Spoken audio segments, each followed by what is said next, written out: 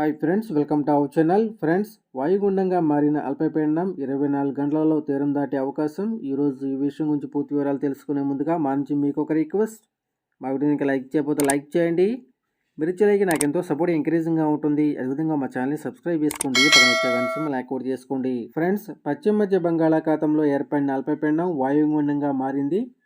ప్రస్తుతం పూరీ తీరానికి వాయువ్యంగా 40 కిలోమీటర్ల దూరంలో ఇది కేంద్రీకృతమై ఉంది. గోపాల్పూర్కు ఈశాన్యంగా 70 కిలోమీటర్ల దూరంలో ఉంది. ఒడిశా నుంచి చిలక సరస్సు దగ్గరగా ఉన్న ఈ వాయుగుండం గంటకి 3 కిలోమీటర్ల వేగంతో కదులుతుంది.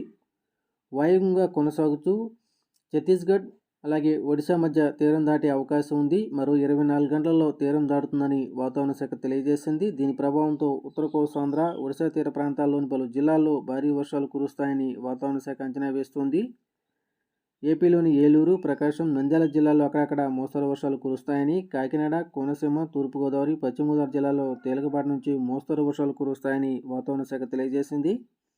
అలాగే కృష్ణా, ఎన్టీఆర్, గుంటూరు, పల్నాడు, నెల్లూరు జిల్లాల్లో తేలికపాటి వర్షాలు, కర్నూలు, అనంతపురం, సత్యసాయి, వైఎస్ఆర్, అన్నమయ్య, చిత్తూరు, తిరుపతి జిల్లాల్లో మోస్తరు నుంచి భారీ వర్షాలకు అవకాశం ఉందని వాతావరణ శాఖ తెలియజేస్తుంది. ఇక తెలంగాణలోని పలు జిల్లాల్లో తేలికపాటి నుంచి మోస్తరు వర్షాలకు అవకాశం ఉందని వాతావరణ శాఖ స్పష్టం చేస్తుంది. ఈరోజు ఈ వీడియో మీకు నచ్చినట్టయితే మా వీడియోని లైక్ చేసి షేర్ చేయండి.